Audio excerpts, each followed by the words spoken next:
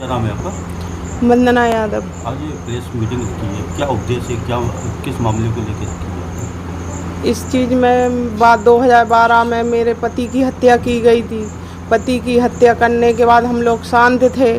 कोई जितन से ज़मीन विवादित मैटर था तो वो मृत्यु प्रमाण पत्र हमारे पास आते थे, मांगते थे, तो हम उस चीज़ को इग्नोर नहीं करते थे कि हम मृत्यु प्रमाण पत्र नहीं दे पाएंगे। हमने कोई चीज़ नहीं उनसे मांगा है कि कोई ज़मीन। हमारे छोटे छोटे बच्चे थे।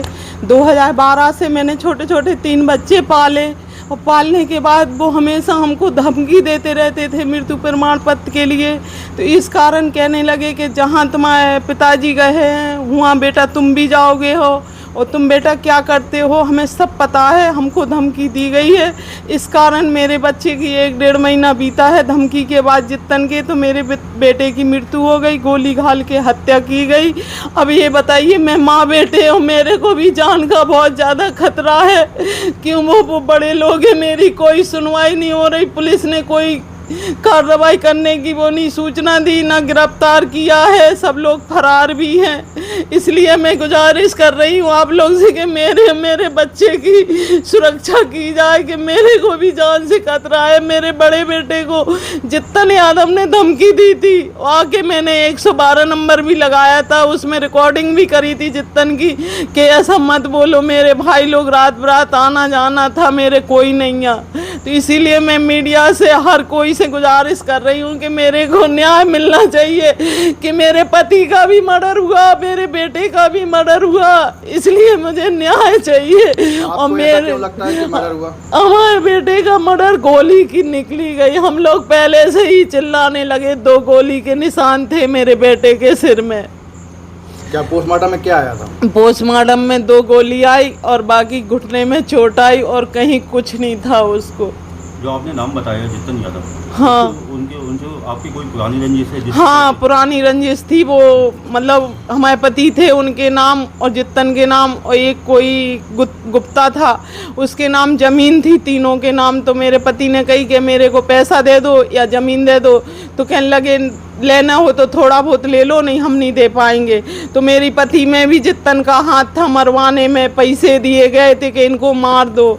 मारने के बाद फिर मेरे पति खत्म हो गए तो जितन हमारे ऊपर प्रेशर डालते थे कि मृत्यु प्रमाण पत्र आप दे दो। तो हमने मृत्यु प्रमाण पत्र उनको नहीं दिया। जितन हमें कहीं पर भी मिलते थे तो गाली गलौज पीठ पीछे हमको देते थे। जैसा कि आपने बताया कि आपके बेटे का जो मामला हुआ है, हाँ, तो पुलिस इसमें क्या कर रही है? इसमें पुलिस कुछ भी नहीं कर रही है। पुलिस ने सारा मामला हम लोग को दबाव डाल रही है।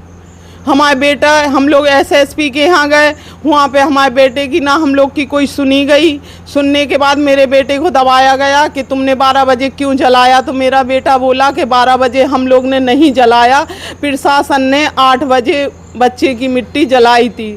तो इस चीज़ से उनने हमको धमकी दी कि तुम्हें तेजपाल जेल में डाल देंगे, तुम बीटेक नहीं कर पाओगे। इस तरीके से हमें प्रशासन पूरा धमकी दे रही है। प्रशासन पूरा मतलब हर लोग मतलब कह रहे हैं कि तुम क्यों नाम ले रहे, वो बड़े लोग हैं। तो हम लोग को इस चीज़ से बहुत ज़्यादा खतरा है। क्या लगता है बड़े लोग हैं तो कुछ भी कर सकते हैं? कुछ भी कर सकते। क्यों, तुम्हारे पति की भी हत्या हो गई, बेटे की भी हत्या हो गई, मेरा एक ही बेटा बचा हो, मैं बची, मेरा कोई नहीं है। हम लोग बहुत क्या उम्मीद लगती है आपके न्याय होगा आपके साथ कि नहीं? हमें उम्मीद न्याय चाहिए। हमें सबसे बस हम यही हाथ जोड़ के प्रार्थना करते हैं कि मेरे को न्याय दिलाइए। क्यों, इतना बड़ा घटना होने के बाद कि मेरे पति की भी हत्या, मेरा 23 साल का बेटा था उसकी भी हत्या हो गई, हम कैसे बर्दाश्त करेंगे ये बताइए। मेरा कमाने वाला बेटा, वही खिलाता था, सब कुछ करता था। मेरा बेटा किसी लड़ाई झगड़े बिल्कुल शांत स्वभाव का बेटा था मेरा। जैसा कि अभी हम लोग आए यहाँ पे, देखा कि सुरक्षा पुलिसकर्मी कुछ लगे हुए हैं आपके आवास पे। हाँ, तो क्यों लगे हुए हैं ये, कहाँ से प्रोटेक्शन मिला आपको? ये मतलब पुलिस हम लोग को खतरा है, तो हमने थाने में बोल के रखा था कि भैया कुछ तो हमको सुरक्षा दे दो, हम माँ बेटे हैं कैसे रहेंगे। और सब लोग वो घूम रहे हैं चारों तरफ से, उनकी कोई गिरफ्तारी नहीं की, कोई पकड़ा नहीं है। FIR में नाम है। हम लोग ने सब कुछ पहले से भी, हमारा बेटा डरता था कि वो इस वजह से धमकी दी गई थी कि हम लोग को डर बैठा हुआ था। क्या लगता है खतरा आपके ऊपर लगातार बना हुआ है? हाँ, खतरा हम लोग के ऊपर। हम माँ बेटे कहीं जा नहीं पा रहे, थोड़ा बहुत जाते आते हैं तो लोग बाग देखते हैं। क्या चाहते हैं आप? हम न्याय चाहते हैं। अगर न्याय नहीं मिलता है तो आगे की रणनीति क्या होगी? आगे की ये होगी कि हमें हमारे बेटे को ख़त्म किया जाएगा। हम लोग को तो यही धमकी आ रही है कि माँ बेटे कहीं मिलेंगे, तुम जैसे दोनों चले गए जैसे आप लोग भी चले धमकी जाओ। मिल रही है? हाँ, हमको धमकी मिल रही पिछले है। कितने समय से धमकी मिल रही है आपको? हमको पिछले अभी घटना के बाद के पहले घटना के बाद रेगुलर हम लोग को बहुत डर है। हम लोग ना कहाँ ही जा पा रहे ना जा पा रहे, सिर्फ प्रशासन के पास जाते हैं, पुलिस प्रशासन के पास जाते हैं, वो आश्वासन कुछ ऐसा लग नहीं रहा कि वो लोग गिरफ्तार हुए हैं। कुछ भी नहीं हुआ है, मेरा तो कुछ भी नहीं हुआ है। मेरा जवान बेटा गया, मेरा पति गया। इसके लिए मैं सबसे गुहार कर रही हूँ कि मेरे मदद की जाए। मेरे और मेरे बच्चे की जान का बहुत ज़्यादा खतरा है, वो कभी भी मार सकते हैं हम लोग को।